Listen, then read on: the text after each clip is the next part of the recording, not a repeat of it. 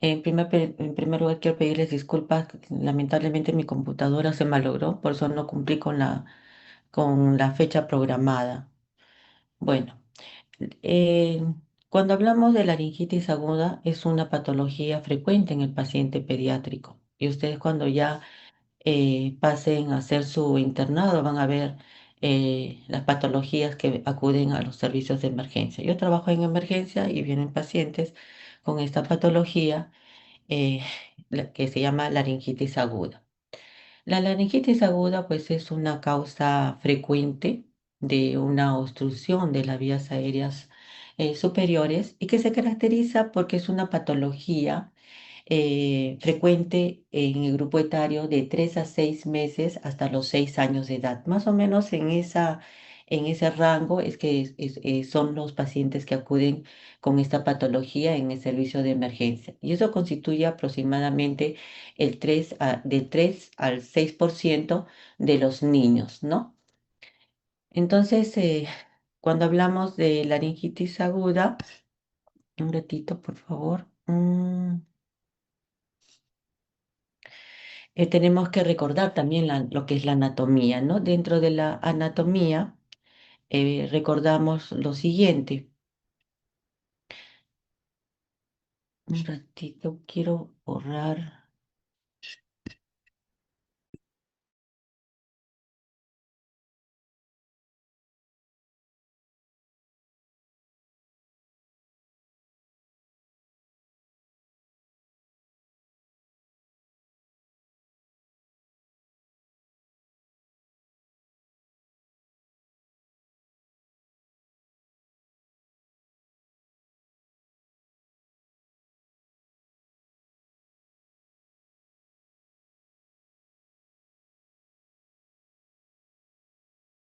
Respecto a la anatomía, tenemos que recordar la anatomía de la laringe, ¿no? Tenemos acá la glotis. En la parte superior tenemos la epiglotis, ¿no? Luego viene la supraglotis, las cuerdas vocales y la subglotis. Hay una diferencia entre la laringe que corresponde al adulto y la laringe del paciente pediátrico. La laringe del paciente pediátrico, que es esta en forma de un cono, ¿no? Se caracteriza porque la característica es de que es una laringe mucho más alta, que se encuentra entre C3 y C4. Y esta laringe del lado izquierdo corresponde a la laringe de un adulto, que es más cilíndrica.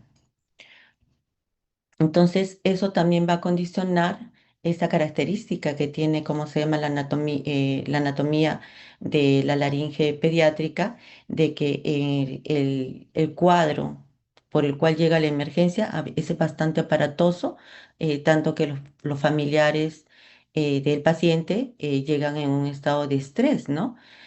Por su niño. Entonces, pero esa es la característica.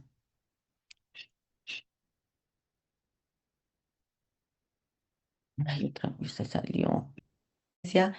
Entre la laringe del adulto y la laringe pediátrica, esa hace la diferencia de que el paciente pediátrico, cuando llega a la emergencia, pues llega con una patología mucho más aparatosa que el paciente adulto, ¿no? Y eso pues descontrola a la mamá y eso se debe a la ubicación alta que tiene la laringe del paciente pediátrico que está ubicada entre C3 y C4, a diferencia de lo que corresponde la patología, la anatomía del adulto que está en C5 y C6, ¿no? Mucho más abajo. Entonces ahora nos vamos a referir exactamente a las causas infraglóticas dentro de lo que vamos a considerar. La siguiente, por favor. Vamos a considerar lo que corresponde a, a las patologías de causas infraglóticas, ¿no? Entre las que tenemos la laringitis aguda, la laringotraqueitis bacteriana y la traqueitis bacteriana.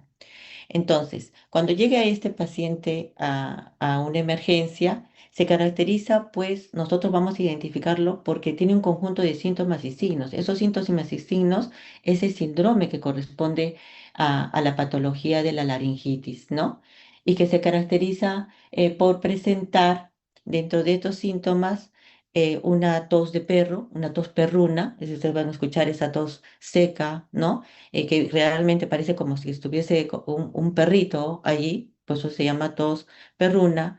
El paciente va a estar afónico, va a presentar estridor, ¿no? Estridor laringio, y definitivamente eso disminuye, ¿cómo se llama? Se genera por una disminución de la luz, ¿no? De la laringe.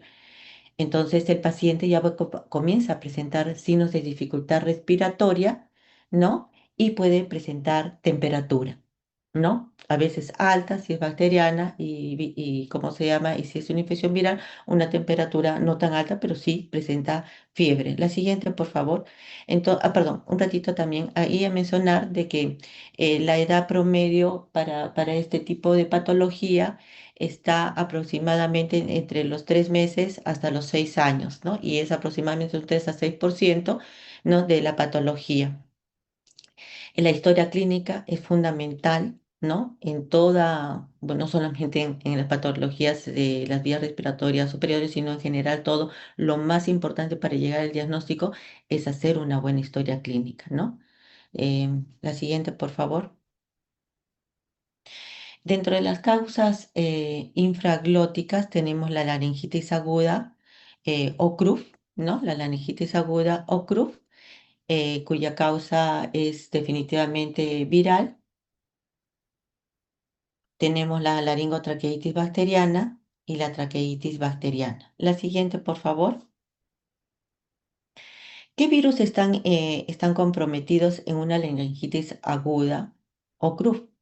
Están comprometidos los virus de la parainfluenza 1, 2 y 3, sobre todo el virus de la parainfluenza 1, ¿no? Ese es el más frecuente, ¿no? El responsable, como ustedes ven hacia el lado izquierdo, de una glotis completamente inflamada y unas cuerdas vocales también completamente inflamadas, que van a hacer que el paciente presente pues una dificultad respiratoria bastante significativa y alarmante para el familiar. La siguiente, por favor.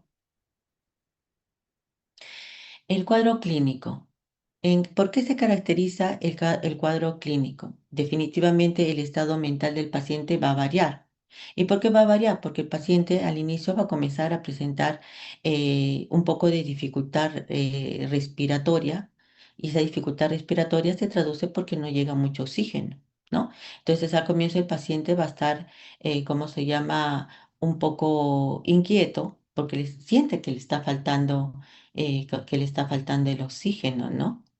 Entonces, y va a llorar y peor ¿cómo se llama? Edematizar un poco más y eso va a producir más, ¿cómo se llama? Más dificultad respiratoria, ¿no? Y a la larga, al comienzo va a estar irritable y de repente si llega la emergencia y demoran en llegar, de repente ya lo encontramos un poco somnoliento, ¿no? Por la insuficiencia respiratoria.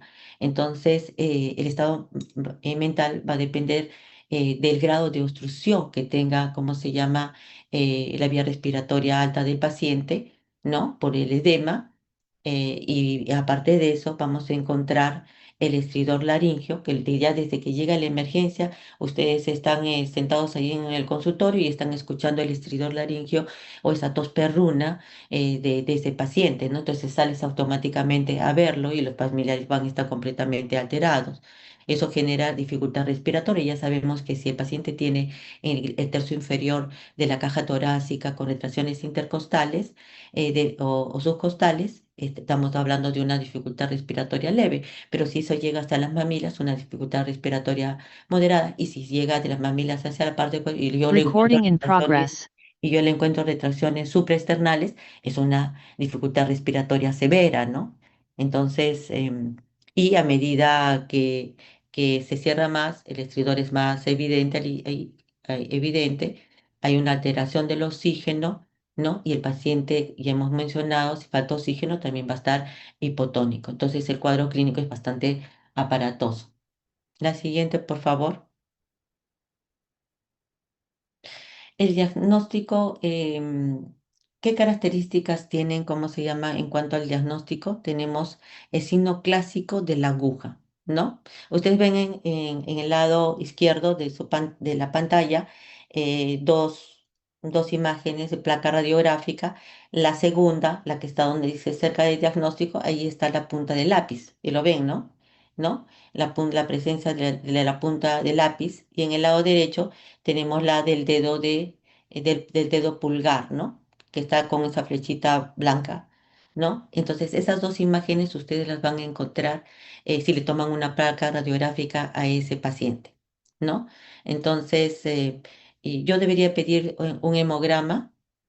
Bueno, si tengo una buena historia clínica, definitivamente una buena historia clínica, definitivamente no necesitaría de repente pedir un hemograma, ¿no? Sobre todo si la temperatura no es muy alta, la temperatura es no aparatosa, ¿no? Entonces yo debería pedir un hemograma. Probablemente no, si el paciente no tiene recursos, pero si estamos de repente en el Revalitis sí y corroboramos ese hemograma, ¿cómo se llama? Con leucopenia más linfocitosis que caracteriza a las infecciones virales, ¿no? Pero también podríamos encontrar una leucocitosis en el caso que esa infección no sea solamente una laringitis, en este caso, de causa viral, ¿no? Porque también podemos tener pacientes con laringitis agudas donde están involucradas algunos otros virus, ¿no? Como el virus de la influenza A, el virus de la influenza B, ¿no? Algunos adenovirus, y cuando teníamos sarampión, también el sarampión. El virus del sarampión estaba involucrado en, ¿cómo se llama?, en la patología de estas laringitis agudas de etiología viral. Pero también hay algunas bacterias que también van a producir, ¿cómo se llama? Podrían producir estos síntomas, este síndrome, ¿no? Caracterizado por estos síntomas y signos, que son, por ejemplo, estafilococo aureus, estreptococcus piógenes. También tenemos a Haemophilus influenzae, ¿no? Dentro de esas bacterias, ¿no? No es tan frecuente, pero puede ocurrir, ¿no? Ahora, la laringitis espasmódica está también dentro de este grupo, ¿no? Dentro de este grupo, ¿no? Es una reacción mecánica más que todo, ¿no? Pero sí, sí puede presentarse, sí se puede presentarme con manera de espasmos, sí lo tenemos. Y tampoco, también hay que recordar que algunas veces el reflujo gastroesofágico también me puede dar, ¿cómo se llama?, una hiperactividad de las vías aéreas, ¿no? Y manifestarse como una laringitis espasmódica, ¿no? Por reflujo gastroesofágico. El mismo estrés del paciente también puede condicionar, ¿cómo se llama?, una laringitis espasmódica y darme el cuadro clínico, el síndrome clínico de una laringitis, ¿no? El conjunto de síntomas y signos, ese síndrome me lo puede dar. Ahora, con respecto a estos pacientes, la mayoría de veces son cuadros leves, ¿no? La mayoría de veces son cuadros leves que van a remitir, como se llama, en unos días, ¿no? Algunos pueden ser más pronto, otros pueden durar 2 días, 3 días, ¿no? Em, pero estos pacientes también los vamos a ver que termina la sintomatología, les damos de alta y probablemente el siguiente año pueden volver a venir por la emergencia o en el mismo periodo ¿cómo se llama? En los mismos meses podrían volver a regresar a la emergencia, ¿no? Em, ¿Hay antecedentes de familia con que han tenido esa misma patología? Sí, hay antecedentes familiares, ¿no? De alguien en la familia que tiene su hijo que también ha ingresado en algún momento por la emergencia con la misma sintomatología, la sintomatología de una laringitis aguda, ¿no? La mayoría de veces es más que todo esa llegada aparatosa del familiar con el paciente, ¿no? Pero remite rápido y el paciente se va a su casa en unas horas, ¿no?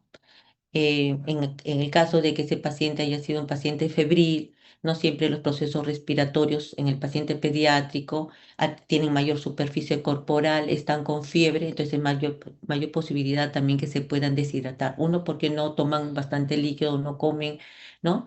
En segundo lugar, porque están con fiebre, tienen mayor superficie corporal, también más posibilidad de que se pueda deshidratar. Entonces, cuidar también ese aspecto de la hidratación en un paciente que venga con el diagnóstico de una laringitis aguda.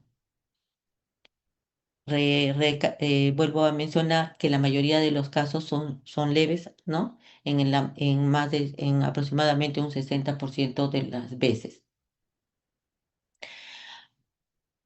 ¿Va asociada a fiebre? Sí, va asociada a fiebre, excepto cuando es por espasmo, no va a ir asociada a fiebre, ¿no?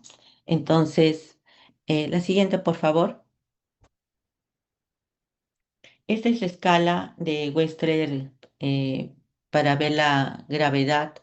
Sería bueno que de repente lo pudieras presentar para que te salga toda la pantalla completa.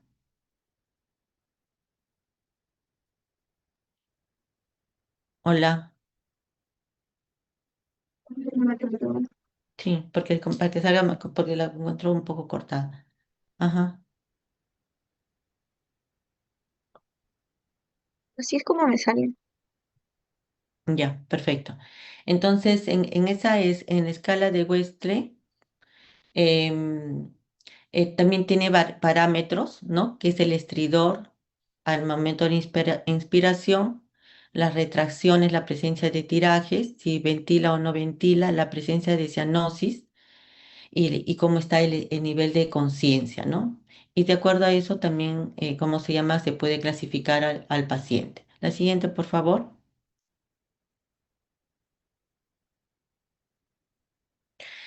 Entonces, acá tenemos ahí todas las patologías que pueden, ¿cómo se llama?, condicionarme la misma sintomatología de esta laringitis viral, ¿no? Una traqueitis bacteriana también con la diferencia que el paciente siempre bacteriano va a venir mucho más tóxico, ¿no? El paciente bacteriano es un paciente que ustedes lo miran en la cara y es un paciente tóxico. Epiglotitis ya no vemos, traqueitis bacteriana sí vemos, ¿no? También puede ser un cuerpo extraño, ¿no? O un tumor que esté, ¿cómo se llama? Comprimiendo las cuerdas vocales o la vía aérea superior, también me puede dar esa patología y también me podría dar patología similar, la laringomalacia, ¿no? Cuando está asociada a un problema respiratorio, ¿no? La siguiente, por favor. Entonces acá tenemos un cuadro comparativo en cuanto a etiología, a edad, debut, fiebre, tipo de voz y posición y hallazgos en la placa radiográfica. La laringitis aguda, hemos dicho para influenza 1, para influenza 2, para influenza 3, principalmente para influenza 1, pero hay otros virus influenza, la influenza A, la influenza B, el adenovirus o el virus del sarampión dentro de las posibilidades que me pueden dar un cuadro similar, ¿no? La edad es pequeños, de 3 a 6 años, ¿no? La incidencia es elevada, ¿cómo se llama? En esas edades, sobre todo en invierno, ¿no? El debut es progresivo, es poco a poco, y aproximadamente en 5 días ya se está remitiendo. La fiebre, la temperatura es alta, ¿no? No tan alta como una bacteriana. El paciente tiene una tos ronca, que es más parte del estridor por la disminución y las características anatómicas de la laringe en el paciente pediátrico. Y la tos perruna o de foca, esa tos seca, ¿no? Que ustedes ven, que es característica, ¿no? Que ingresa el paciente a la emergencia y ustedes ya saben que está ese paciente allí por esa característica de esa tos perruna que tienen, ¿no? Y en los hallazgos de la placa radiográfica, ya hemos dicho la punta del lápiz o la del dedo de pulgar. En cuanto a la epiglotitis es producida por Haemophilus influenza B. Ya no tenemos por la vacuna también, ¿no? Staphylococcus aureus, Streptococcus pyogenes, Streptococcus pneumoniae. Pero esta patología es una patología de un paciente, si bien tenemos pacientes desde el año de edad, pero también tenemos pacientes escolares. Es raro, es una infección ¿cómo se llama? Bacteriana y por lo tanto es de manera súbito con aspecto de gravedad. La fiebre es alta, ¿no? La voz es apagada por la zona donde está y hay una dilatación de la vía aérea preexterna típica con la imagen de dedo que se mencionó anteriormente. En cuanto a la laringotraqueitis bacteriana, ahí tenemos Staphylococcus aureus, Mycoplasma pneumoniae, Streptococcus pyogenes y Streptococcus pneumoniae. La que tenemos más frecuente ahorita en la emergencia es ¿cómo se llama? Em, eh, la neumonía ya no tanto porque no tenemos por la vacuna, pero sí de Mycoplasma pneumoniae podríamos encontrar ese tipo de bacteria en el paciente pediátrico, ¿no? Bueno, las vacunas son importantes.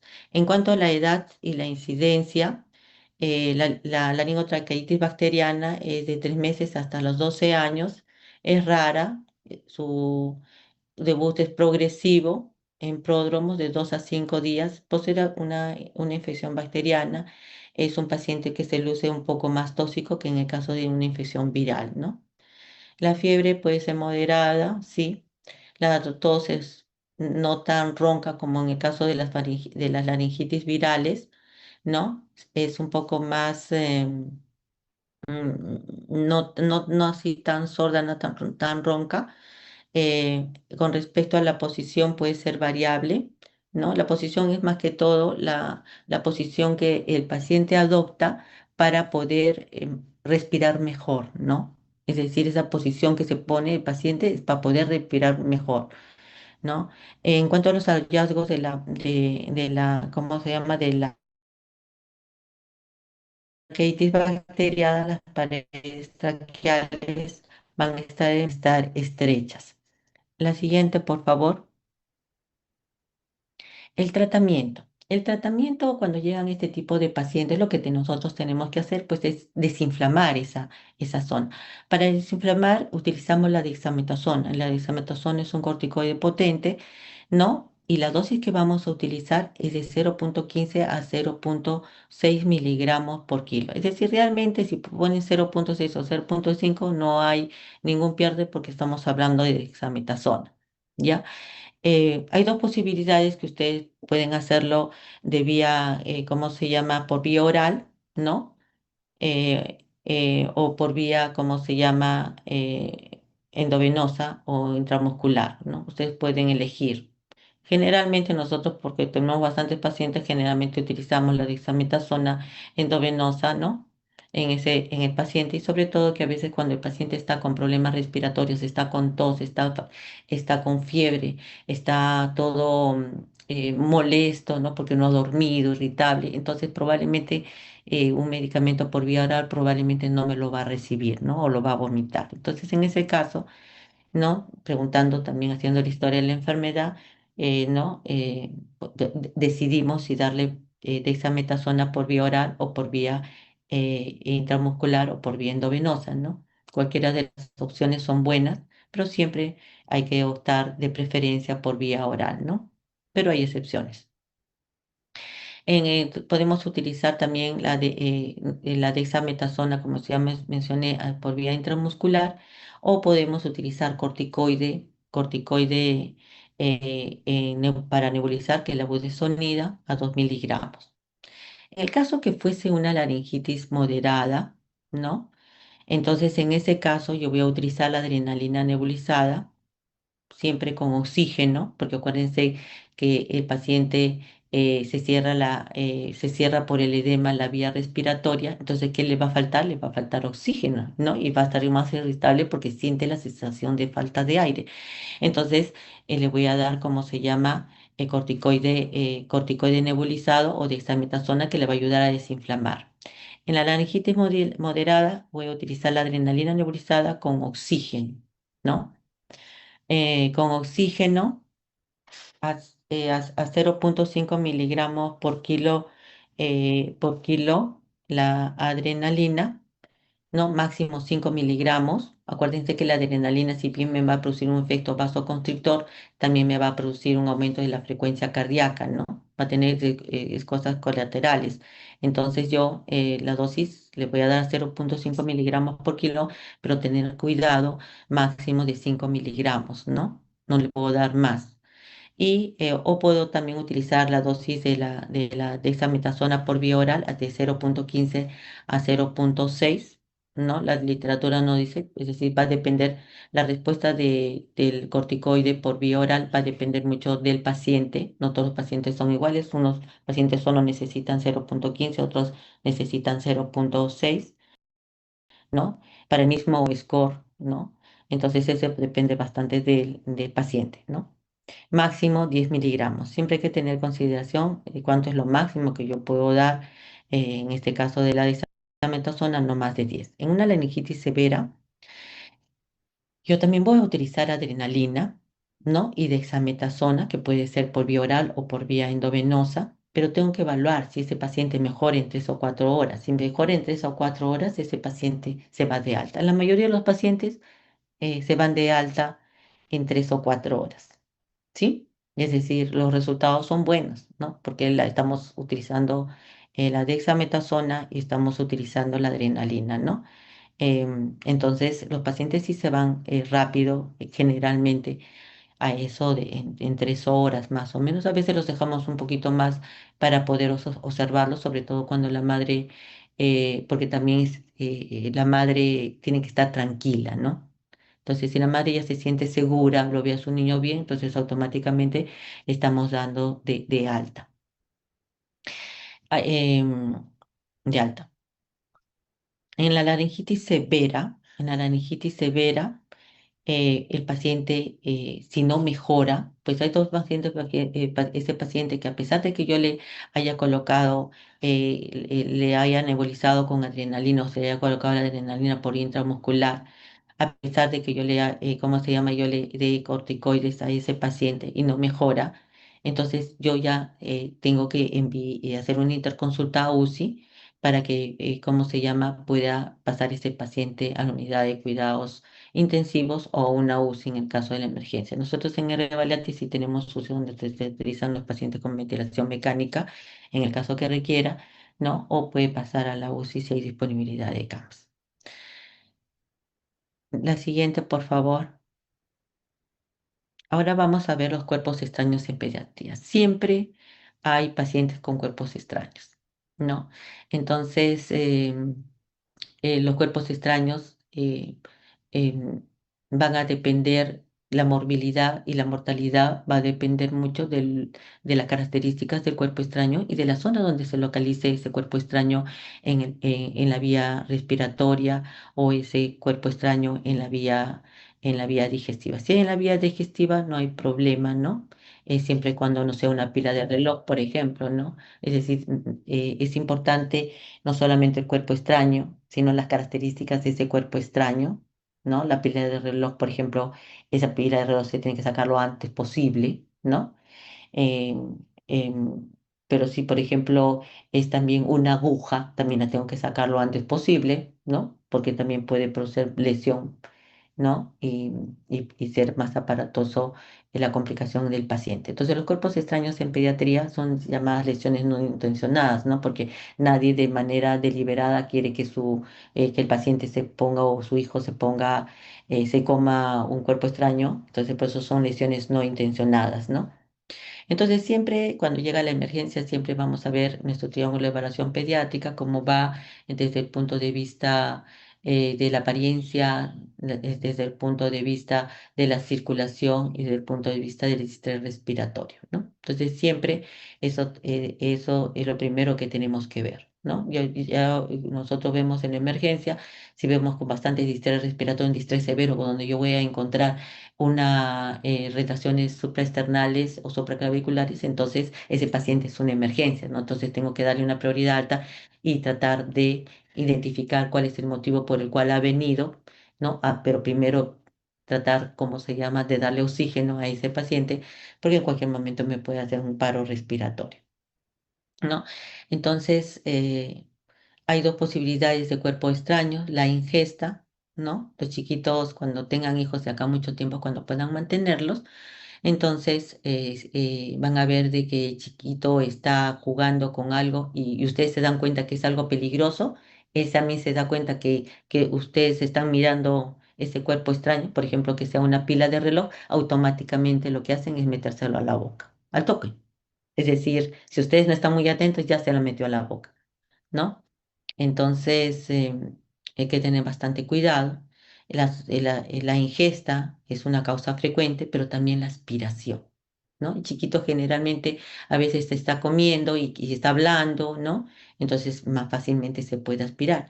El paciente pediátrico le llama mucho atención cualquier objeto que no es suyo, o, ¿no? O cualquier objeto que tiene bastante color, o cualquier objeto que le llama la atención por la forma, ¿no? O porque sabe que tú se lo vas a quitar, se lo mete rápido a la boca. Entonces, la ingesta y la aspiración son motivos de ingreso de los pacientes a la emergencia pediátrica. Algunas veces puede ser fatal, sí, puede ser fatal, ¿no? Sobre todo si el paciente se demora en llegar a la emergencia. En cuanto a la sintomatología del paciente, va a depender, pues, dónde se encuentre localizado el cuerpo extraño, ¿no?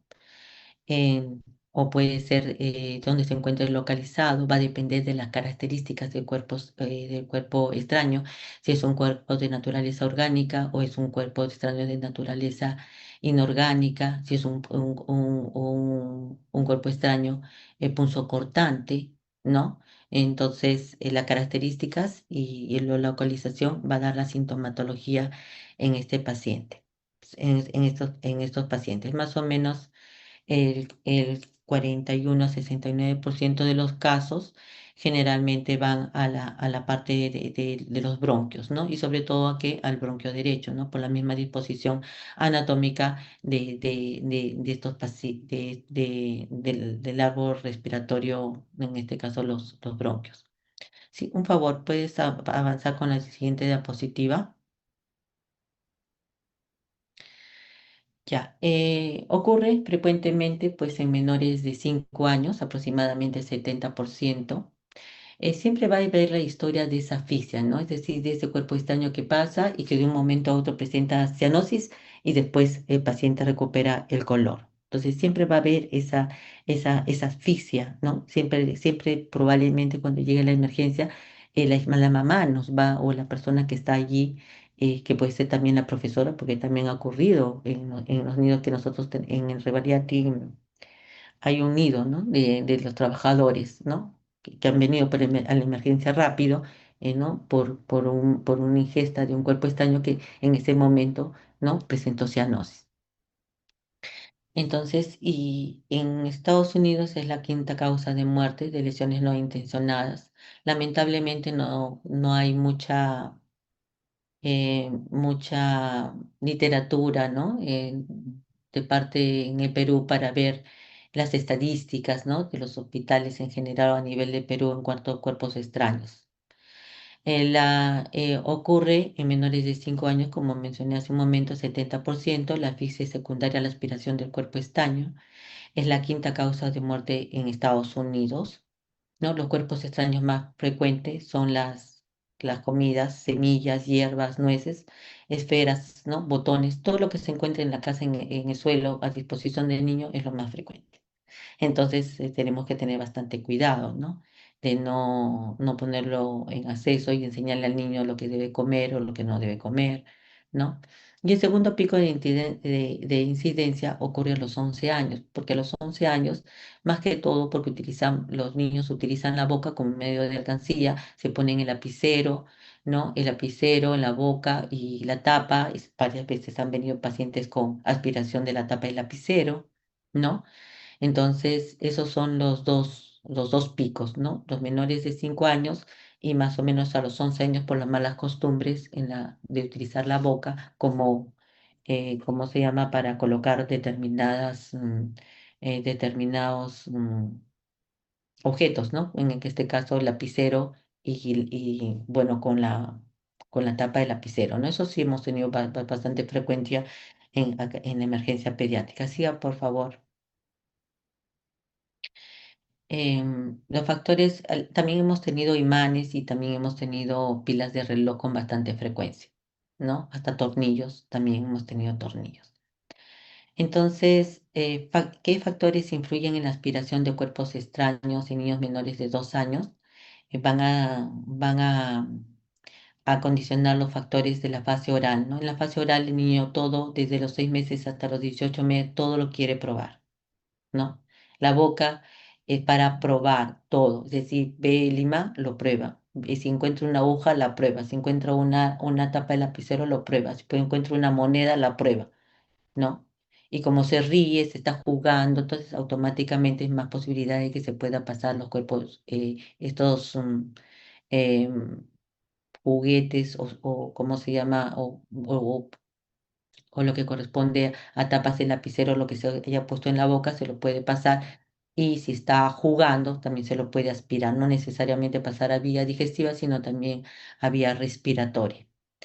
Otra cosa es la curiosidad, le llama la atención los colores, la forma, o algo que le es prohibido, que no quieres que toque y que le llama la atención, porque papá se lo negó, porque la mamá lo negó, la cuidadora se lo negó. La movilidad ya comienza a desplazarse a partir de los 9 meses, comienza a gatear, a gatear, a gatear y después a caminar, luego caminar, a saltar. Entonces todo, ¿cómo se llama eso? Y la curiosidad de todo y de lo prohibido hace que los pacientes puedan tener mayor posibilidad de aspiración o de tragar cuerpos extraños, tanto a vía respiratoria como también a vía digestiva. El intento de imitación, ¿no? A veces el papá se pone el lapicero en la boca con la tapa y el niño hace exactamente igual, ¿no? El niño copia mucho. Cuando tengan hijos van a ver cómo copia los niños lo que ustedes hacen.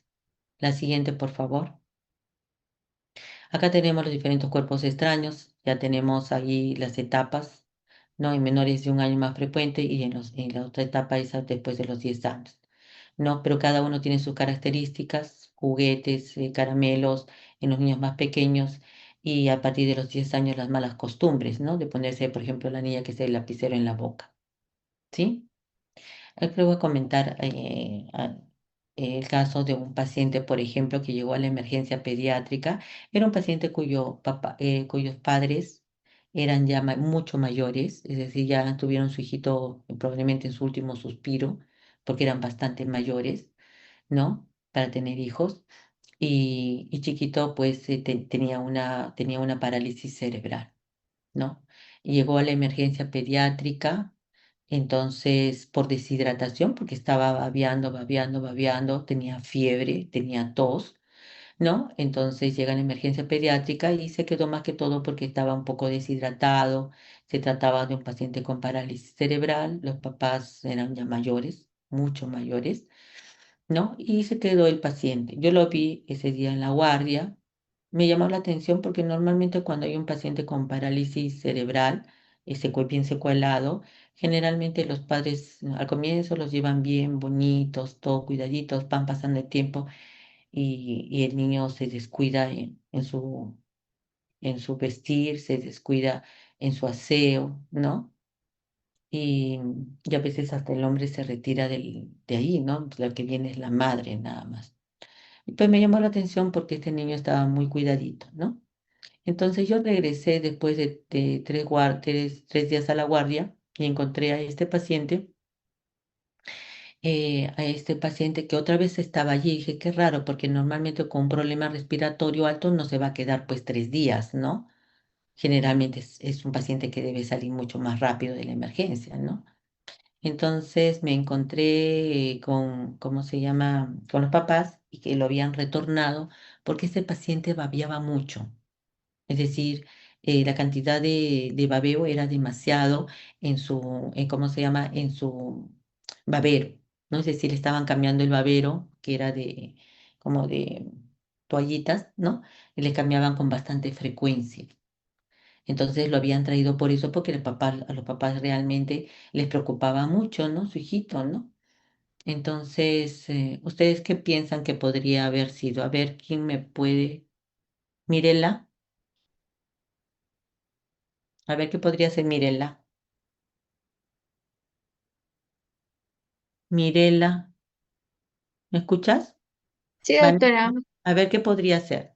¿Por qué crees que regresó ese pacientito a la emergencia? Mm, ¿Por qué podría ser? O cualquiera otro de los que están allí, de los 56 que están allí. ¿Por qué podría ser?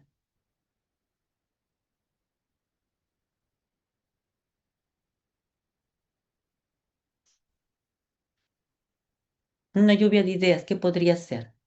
Era un paciente que estaba con sintomatología respiratoria.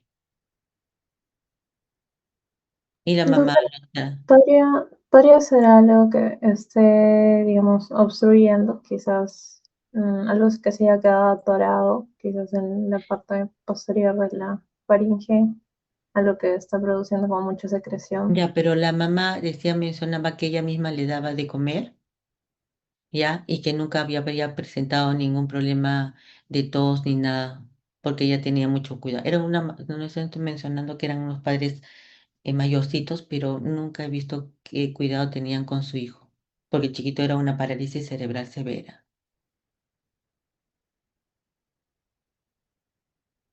era un preescolar.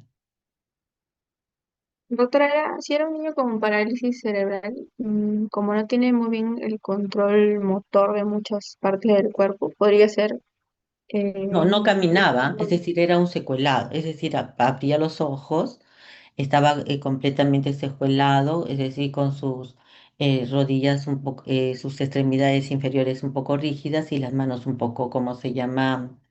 Flexionadas, ¿no? Era una parálisis cerebral severa, pero los padres lo regresan a la emergencia porque babeaba demasiado. Dice la mamá que le cambiaba y le cambiaba y le cambiaba, ¿cómo se llaman? Los baberos que eran de, como si tipo toalla. ¿Qué podría ser? Estaba con tos, con fiebre, todavía continuaba con un poco de tos y con fiebre, pero llamaba la atención la cantidad de babeo que tenía. ¿Qué debería buscar yo en la boca si estaba babeando?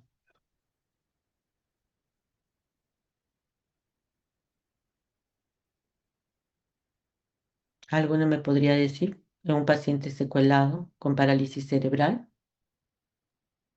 la Vanessa, posición de la lengua, doctora, perdón, ¿qué me dices, Mirelita? ¿Qué me dices? la posición de la lengua. No, porque ¿cómo se llama? Su lengua estaba normal, la lengua ¿no? Estaba normal, no había ninguna posición. Sí estaba un poco rígido porque este paciente tenía una parálisis cerebral espástica, entonces su boca generalmente estaba un poquito más abierta de lo normal. Les voy a contar para ella, ¿cómo se llama? No dilatar tanto. El hermanito, porque tenía un hermanito, no, sobrinito, era eso, era, porque los papás ya eran mayores, era su sobrinito, le metió una moneda a la boca, como si fuese alcancía, y por eso babeaba. Ese fue el motivo por el cual babeaba. Entonces significa que siempre tengo que pensar en las posibilidades de un cuerpo extraño, hasta en un paciente con parálisis cerebral que no tenía otra explicación, porque pensábamos que el babeo era por su parálisis, pero la mamá le cambiaba y decía, no, doctora, no, no, no, no, él no babea así, está babeando demasiado. Entonces tenemos una persona externa, que es el hermanito, el sobrinito, creo que era, el sobrinito, el hijo del mayor del papá, que le metió la moneda en la boca. Entonces, pero ¿cómo se tomó la decisión? Porque como babeaba tanto, uno de los colegas le repitió nuevamente la placa radiográfica para ver qué es lo que había pasado, ¿no? Y lo que había pasado, para ver si tenía algo que no, porque el babeo era demasiado, y encontró que tenía una moneda. ¿Quién se lo había puesto? El sobrinito. Entonces, así es la historia de los cuerpos extraños, ¿no? Los cuerpos extraños son de un momento a otro, ¿no? eh, a veces uno la mala costumbre es de colocarse en la boca, de repente uno se pone a reírse y se aspira, como se llama, como esta chiquita de 10 años que vemos en la diapositiva, se aspira la tapa de, del lapicero, que también nos ha ocurrido. ¿no? Es decir, una niña de 10 años, justo tenía 10 años, se aspiró la tapa del lapicero, ¿no? Y como estaba con tos y reflejo de tos, cambiaba de posición esa tapa del lapicero hasta que lo pudieron retirar. Entonces siempre hay posibilidades de cuerpos extraños. Yo también tengo que pensar en ese cuerpo extraño, ¿no?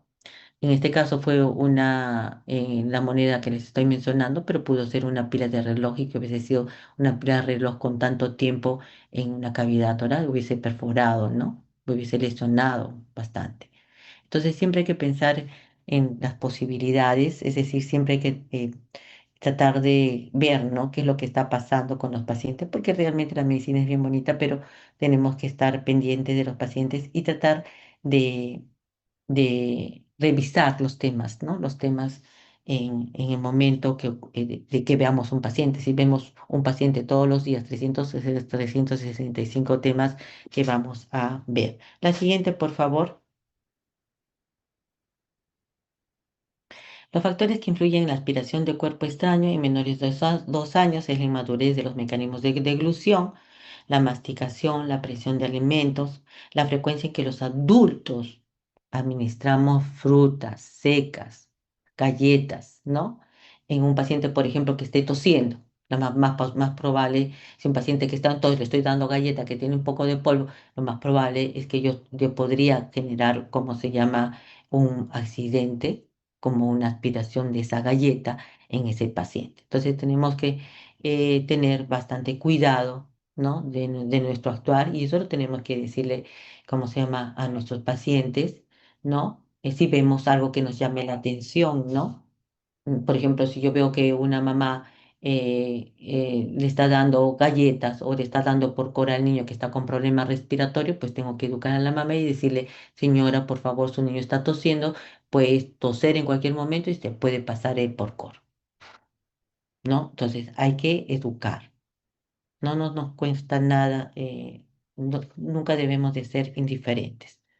Ya, entonces, los menores de 2 años, la frecuencia en que los adultos, vuelvo a repetir, administramos, ¿no? A los niños frutas secas, galletas, de repente en la edad no correcta. Los mayores, la respiración bucal concomitante a la introducción de los objetos de la boca, ¿no? Es decir, hay que hacer que los niños no tengan malas costumbres, ¿no? ¿Por qué? Porque los hábitos se generan de las malas costumbres. Si yo corrijo, va a tener buenos hábitos. Sigamos, por favor. La siguiente, la patogénesis. La mayoría de los casos de cuerpo extraño se expulsan inmediatamente. En caso contrario, va a provocar patología en la zona donde se encuentra, ¿no? Produciendo obstrucción. Inicialmente el cuerpo extraño funciona como una obstrucción valvular, sí, que puede causar una distensión distal a nivel de la obstrucción. Eso puede ocurrir y eso lo voy a ver en la placa radiográfica, ¿sí? Entonces, en la placa radiográfica tengo que pedir no solamente una frontal, sino también tengo que pedir una lateral, ¿sí? La siguiente, por favor.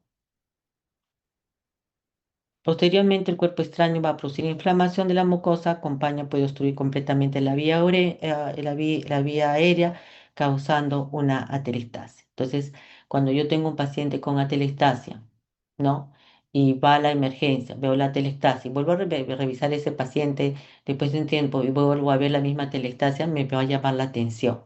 Entonces, también tengo que acostumbrarnos ahora, bueno, ya la mayoría de los hospitales tenemos el sistema de Cantero en el caso de Toe Salud, donde vemos las placas radiográficas y que ya tenemos esa opción de poder revisar las placas en simultáneo, ¿no? Entonces, si yo viene un paciente, yo reviso la placa y puedo revisar todas las placas anteriores porque ya están en el sistema de Cantero. Entonces, ahora tenemos muchas más herramientas como para poder hacer diagnósticos de los pacientes, ¿no? Pero tengo que tener el hábito de revisar cómo son sus placas radiográficas anteriores. Pero si soy indiferente, no reviso, entonces de repente no puedo encontrar de que de repente esa misma imagen se está repitiendo y que podría ser un cuerpo extraño. ¿no? Y que se puede infectar, sí se puede infectar, ¿no? Pero si se infecta va a venir pues, con una fiebre, ¿no? Va a venir con fiebre porque probablemente se va a sedar esa zona donde está el cuerpo extraño, sobre todo si es orgánico. Sigamos, por favor. La neumonía recurrente o persistente me debe de hacer pensar que podría ser un cuerpo extraño. Nunca se olviden de eso. Si el cuerpo extraño permanece en la vía aérea por un largo periodo con neumonía distal persiste, puede producirse bronquiectasias, abscesos pulmonares, etcétera. Entonces, siempre que tengo que tener y pensar que podría ser un cuerpo extraño, sobre todo en pacientes pediátricos, ¿no? La siguiente, por favor. El cuadro clínico va a depender del tamaño del cuerpo extraño, va a depender de dónde se encuentra localizado, va a depender de la composición, va a depender del tiempo en el cual se encuentre, el tiempo que se encuentre ese cuerpo extraño en esa zona y va a depender de de la obstrucción que pueda producir, ¿no? La siguiente, por favor. El cuadro clínico a nivel de la tráquea, generalmente en la tráquea, sí tiene una frecuencia de los cuerpos extraños en esa localización de 7%. El paciente él va a tener la clínica pues, de cualquier patología traqueal, ¿no? El paciente va a presentar tos, estridor, sofocación, ¿no? Es característico el choque o golpe audible y palpable producido por la detención momentánea de la expiración subglótica. Junto con la localización faríngea, las complicaciones son 4 o 5 veces más frecuentes en esa zona. La siguiente, por favor. El cuadro clínico de un cuerpo bronquial, hemos dicho que es más frecuente por la misma disposición, sobre todo en el bronquio principal derecho, y el paciente va a presentar tos y va a presentar sibilancias de acuerdo al cuerpo extraño, porque si dependiendo del tamaño del cuerpo extraño y la disminución del lumen, es que me va a producir las sibilancias. El siguiente, por favor. El cuadro clínico, el cuerpo extraño si es bronquial, puede ser leve, ¿no? Si apenas se oirá alguna sibilancia, pero si es moderada, enfisema o obstrucciones completas y atelectasia, sí. ¿Sí? Si el material aspirado es orgánico, producirá neumonía y más tarde empiema. También hemos tenido pacientes, ¿no? Con frejoles, ¿no? Que la mamá le da frejol y que también regresa reiterativamente y llama la atención la misma imagen de la neumonía o la misma imagen de radiopacidad, ¿no? Y cuando entra por sospecha de cuerpo extraño, entra a la broncofibroscopía por parte del neumólogo y hemos encontrado en varias oportunidades ya los frijolitos con su hojita, ¿no? Y ya germinando. Entonces, y eso ocurre frecuentemente porque la mamá, porque le va dando la comidita y le va a hacer reír a su hijito, ¿no? Le va cantando y el chiquito se va riendo y ahí es cuando se pasa, por ejemplo, un frijolito, ¿no? Y ese frijolito, ¿cómo se llama? Comienza a germinar hacia una telectasia, en esa zona una imagen, una radiopacidad, ¿no? Y viene con fiebre. Entonces, eso también hemos tenido en varias oportunidades. La siguiente, por favor. El enfisema se va a hacer dependiendo si el cuerpo extraño es un cuerpo extraño un poco filudo que puede producir laceración para producir generalmente, ¿cómo se llama? La presencia de aire en la parte de la pleura. La siguiente, ay, perdón, el patogenia. La mayoría de los casos de cuerpo extraño se expulsan inmediatamente. En caso contrario, provocará la patología en función de la localización y el grado de obstrucción. Es decir, generalmente el reflejo de la tos va a ser pues que el paciente tose, tose, tose y la mayoría de veces sí, él se elimina, ¿no? Pero también puede toser, toser y de repente se puede enclavar en un lugar crítico, ¿no? Que puede ser, por ejemplo, a nivel de la careta. Ya, inicialmente el cuerpo extraño funciona como una obstrucción valvular que puede causar distensión distal a nivel de la obstrucción. La siguiente, por favor. La patogénesis del cuerpo extraño va a depender de la inflamación de la mucosa, del tiempo en que nosotros, ¿cómo se llama?, identifiquemos ese cuerpo extraño también, ¿no? Va a depender del tiempo, de las características del cuerpo extraño, si es orgánico, si no es, o no es orgánico, ¿no? Entonces, pero piensa mal y acertarás, como dicen nuestras mamás, Eso es cierto. Entonces, siempre tengo que pensar en un paciente pediátrico, sobre todo un paciente repetitivo que llega a la emergencia frecuentemente, ¿no? Con problemas respiratorios e imágenes. Hay que buscar si hay una imagen que se parece y que se parece con las placas anteriores y poder ver esa posibilidad que podría ser un cuerpo extraño, ¿no? Ya sea a manera de, si es un cuerpo orgánico con presencia de una telestasia, inorgánico con presencia de una atelectasia, y si es orgánico, de repente una neumonía con presencia de fiebre y toda la signología de una neumonía. ¿Existe atrapamiento de secreciones? También, sí hay atrapamiento de secreciones, ¿no? En el paciente, sí. Por cuerpo extraño, porque se pueden infectar. La siguiente, por favor. El cuadro clínico va a depender del tamaño del cuerpo extraño, va a depender de la localización, de la composición, ¿no? Del grado de obstrucción que produce, es decir, me puede dar clínica de qué, de una neumonía, me da clínica de atelectasia, ¿no? Me da clínica de enfisema, me da clínica de todo, ¿no? Es decir, un cuerpo extraño. Pero tengo que buscar esa historia de la enfermedad, de esa tos exigente que puede presentar el paciente o la localización siempre frecuente en un determinado lado en las placas radiográficas. Sigamos, por favor. El cuadro clínico, las fases clínicas, el periodo inmediato post-aspiración, tos súbita, violenta con asfixia, cianosis a ojo y esteroides y sibilancia. El periodo asintomático de duración variable. La patología es derivada de la reacción del cuerpo extraño, ¿no? De la inflamación, de la infección, la tos crónica, la expectoración. Generalmente el paciente no expectora. El paciente pediátrico no expectora, excepto que ya sea grandecito. Generalmente a través de la tos exigente elimina la flema, la presencia de fiebre, sibilancias y a veces hemoptisis.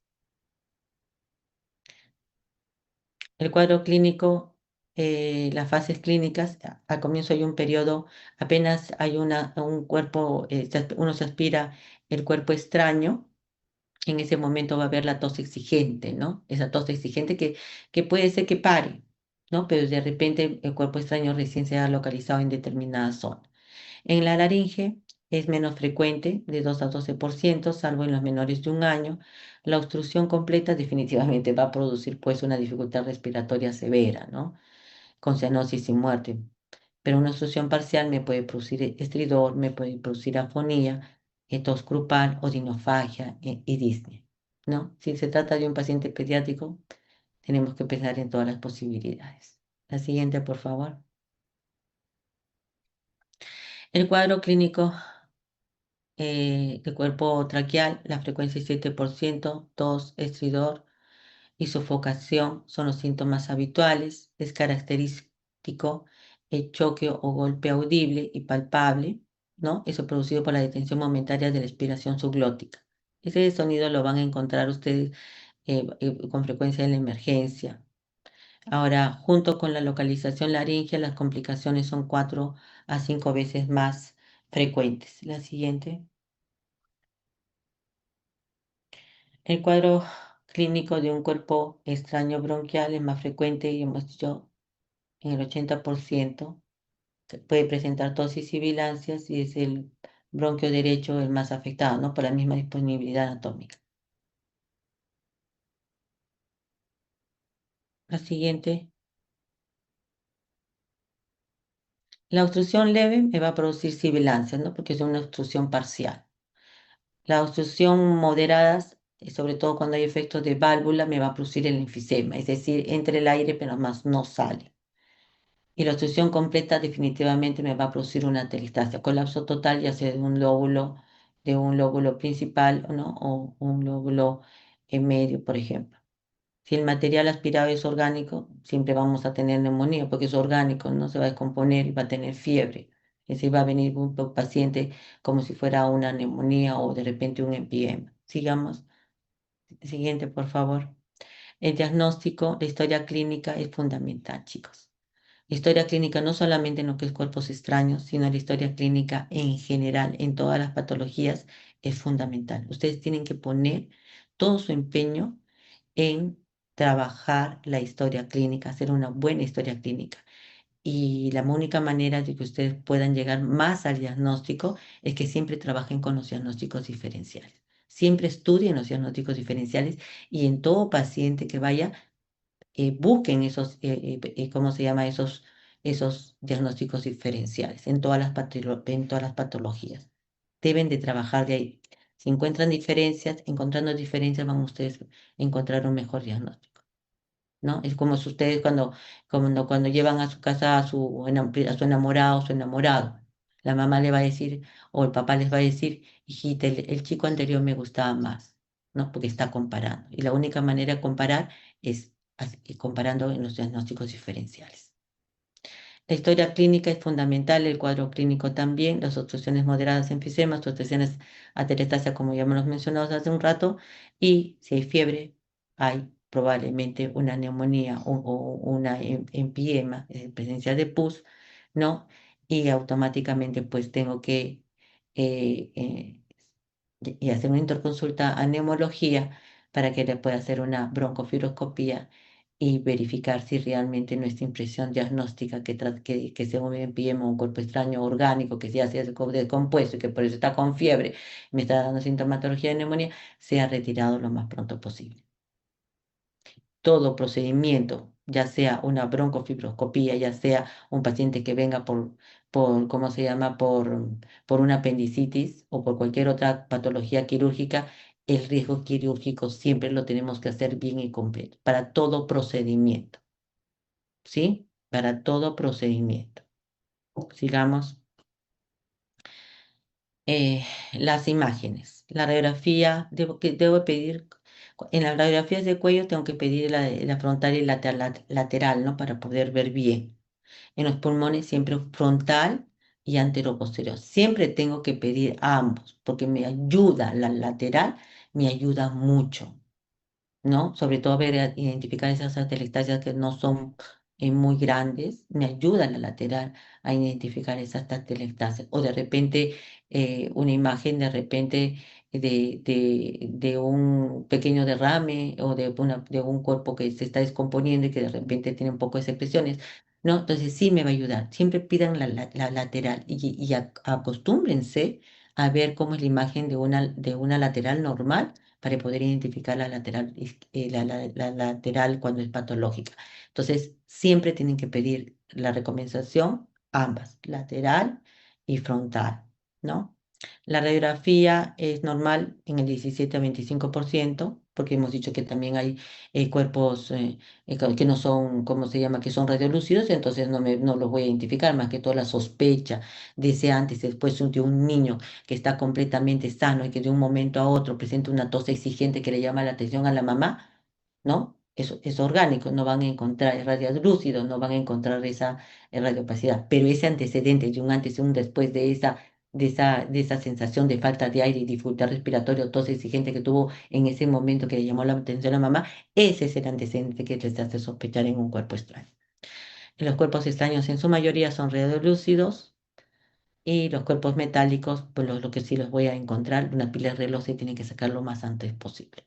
¿Sí? La siguiente. Ah, ya, la placa radiográfica también la tengo que tomar expirada, porque expirada me va a permitir ver la presencia de aire.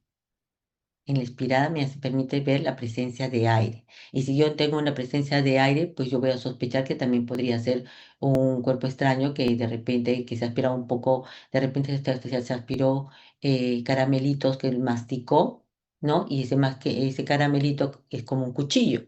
Entonces laceró una parte del bronquio y que de repente voy a encontrar el aire. Entonces siempre por eso es que tengo que pedir la lateral obligatoriamente, ¿sí?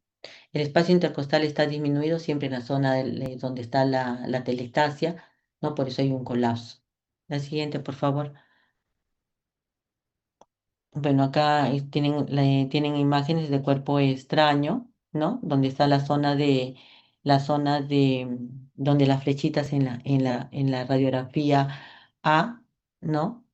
Este niño tiene 18 meses de edad con una sintomatología aguda, muestra la hiperinsuflación bilateral y no se visualiza la parte del luminograma traqueal tras la extracción endoscópica de 3 cacahuates, ¿no? Esos 3 cacahuates pero lo que sí notan ustedes en la radiografía, en la A, no ven el lumen, en la otra que ya le han sacado, ven el lumen, ¿ven? El lumen de la tráquea, ¿ya lo ven? No, radiolúcido. La siguiente, por favor. Es una niña de 10 años, construcción de bronquio del lóbulo inferior derecho con atelectasia. Se extrajo un diente mediante una broncofibroscopía. Acuérdense que los chiquitos que se les cae los dientes de leche para los dientes permanentes, ¿no? Entonces, dependiendo del tamaño del diente y de la zona donde está localizado, puede producir una obstrucción y lo que voy a encontrar yo es una atelectasia. Y si hay una atelectasia, la frecuencia respiratoria va a subir y dependiendo de la magnitud de la telestasia, voy a encontrar la signología de una telestasia, ¿no? Donde las vibraciones vocales van a estar disminuidas y ya va a haber matidez en esa zona y no va a pasar el murmullo vesicular, ¿no? El siguiente, por favor.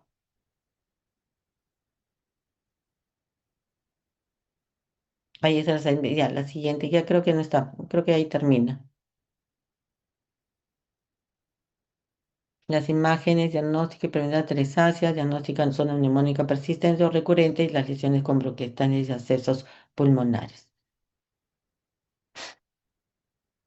Y hemos dicho que podemos utilizar ¿no? Diferentes procedimientos en la localización laringea, CRU, traumatismos laríngeos, malformaciones congénitas, los tumores. Los tumores más que todo es porque, ¿cómo se llama? Comprime la vía aérea, ¿no? Y me va a dar la sintomatología, ¿no? Y la epiglotitis, que ya no tenemos las epiglotitis de hace años, y las enfermedades granulomatosas. Siguiente, por favor. Y el diagnóstico diferencial con la localización traqueobronquial, asma, traqueobronquitis, neumonía, todos esos me van a producir sibilantes, ¿no? La neumonía también, la neumonía típica y la neumonía viral puede producir sibilantes, una traqueomialgia también me puede producir sibilantes, malformaciones congénitas, tumores, ¿no? Las malformaciones congénitas, ¿cómo van a producir? Me dice, pues puede estar aplastando pues un bronquio y disminuye la luz y ahí voy a encontrar sibilantes, ¿no? Porque hay obstrucción del lumen, ¿no? Entonces ahí va a silbar. Enfermedades granulomatosas y la tos psicógena también. Y ahí tenemos la posición, ¿no? De trípode para poder respirar. Eso sí, en los pacientes con fibrosis quística, ustedes van a ver esa posición de trípode de esos pacientitos, cómo están con dificultad respiratoria y cómo están con su brazo derecho la reja de la cuna, porque de esa manera ellos respiran mejor. ¿Sí? La extracción de cuerpo extraño, broncoscopía, toracotomía, dependiendo de esto. Generalmente ahora con la broncoscopía, ¿no? Definitivamente solamente toracotomía ya no se hace, ¿no? Pero puede hacerse. Nunca hay que decir nunca, jamás, no, porque pueden haber excepciones, ¿no? Pero generalmente ya no, yo he visto que los médicos ya no, los neumólogos ya no lo hacen con sus aparatos de broncofibroscopía, ¿no? Rígido y flexible. Metilprednisolona o equivalentes, 1 o 2 miligramos, hemos dicho que el corticoide va a ayudar a desinflamar, ¿no? Los cuerpos extraños los sacan con broncofibroscopio rígido, pues, ¿no? La siguiente, por favor. La fisioterapia respiratoria también es importante. A veces nos olvidamos, ¿no? Nos olvidamos de que termina ahí el paciente. No, tenemos que mandarlo también a terapia respiratoria, ¿no? Porque es un cuerpo extraño que de repente ha estado bastante tiempo con un proceso inflamatorio.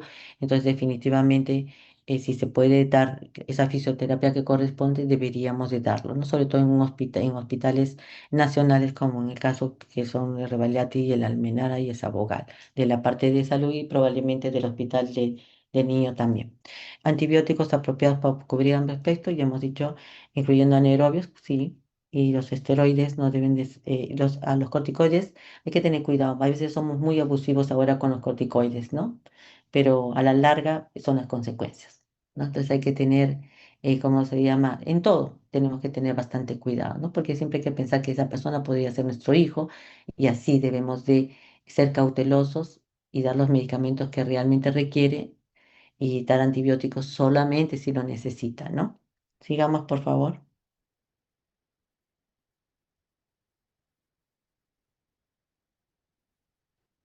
En menores de un año, tratamiento debe evitarse la maniobra de Heimlich. En mayores de un año se recomienda la maniobra de Heimlich y el barrido ciego está contraindicado porque podemos lesionar a ese paciente. La siguiente, ya hemos dicho broncoscopia, extracción de cuerpo extraño y broncoscopia para duda diagnóstica, ¿no? Creo que ahí ya termina. Ajá. ¿Alguna pregunta, chicos?